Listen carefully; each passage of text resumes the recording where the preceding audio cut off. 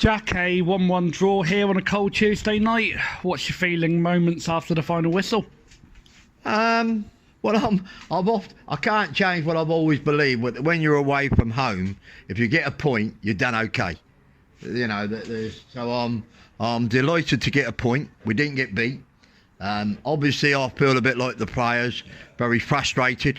Because I think it's fair to say, I expect if you did an analysis of the game, it was about 90% possession and 10% to them. Unfortunately, in football, possession doesn't win you a game of football. And you have to turn it in. Unfortunately for us tonight, the final thing we did in the final third, the decision making, was not up to the quality of the approach play. And whether it was the final shot, the final pass or the final cross, it was very poor, to be honest, compared to the approach play. And with that much possession, to only really work their keeper into one save of quality means we didn't do very well. The people responsible, whoever it was, whether it was a defender coming through, a midfield player coming through, or a front player, our decision making in the final third was not as good as our approach play and our attitude to the job, because we work very hard.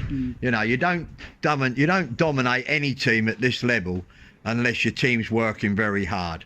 But unfortunately, we made that cardinal sin. And the one thing is, I hope Joe Cook, who was excellent again tonight, apart from one very poor decision making at the 44th minute, when he's tried to do something, and another day he had two decisions. You can either clear it or you can play it against someone and try and get the throw in.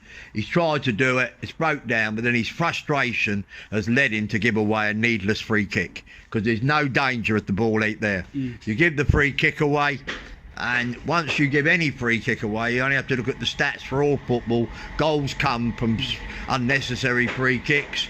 I think that was about their second. I think they started off actually quite well, first 2 minutes. I thought, oh, this is interesting. And then for the next 41 minutes, it was just one-way traffic towards their goal. And then they got a situation, 44th minute, put it in, and they didn't even have one of their players. It's one of our players that puts it in the net. I don't know why Keaton headed it, because I would have thought with the ball where it was, it should have been a clearance with a foot. If it comes off the foot, right foot, and I would think that's because he's a left footer, he didn't trust his left foot so much, because I think the ball's about waist high in it, and he's bent his head down, and that's always difficult when it comes in at that weight, because it wasn't even a good free kick. So you go in 1-0 down. But the second half, we put a lot into the game. I can't complain with the effort. I can't complain. Our keeper must have been very cold. And it was a great goal by Crane. And then when you see what Joe Cook did in the last 2 minutes all the way through, and it just goes past the post, you realise it's going to be one of those days. A bit like Waterlooville by the sound of their thing on Saturday, when they dominated Chippenham but finished up drawing. I have to ask you, there's a lot of debate going on. Is it a point gained? Is it 2 dropped?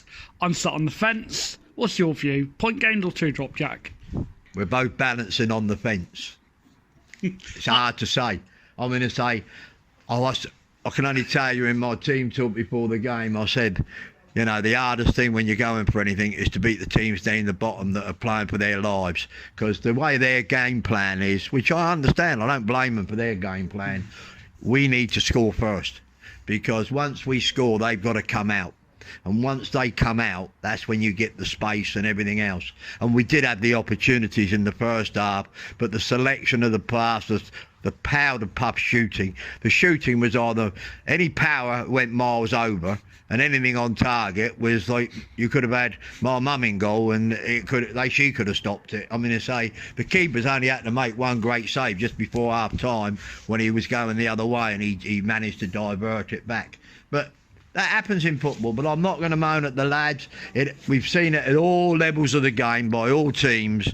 You have certain evenings when, for some unknown reason, you can have all the ball, but you can't get the ball in the net. And we're playing in tight areas because we push them deep, and they're going to look dangerous because when they break out, they got half a pitch to play in.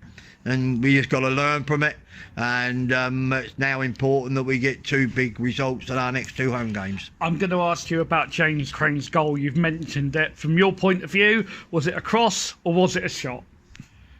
I actually just asked James that, and he said he meant it.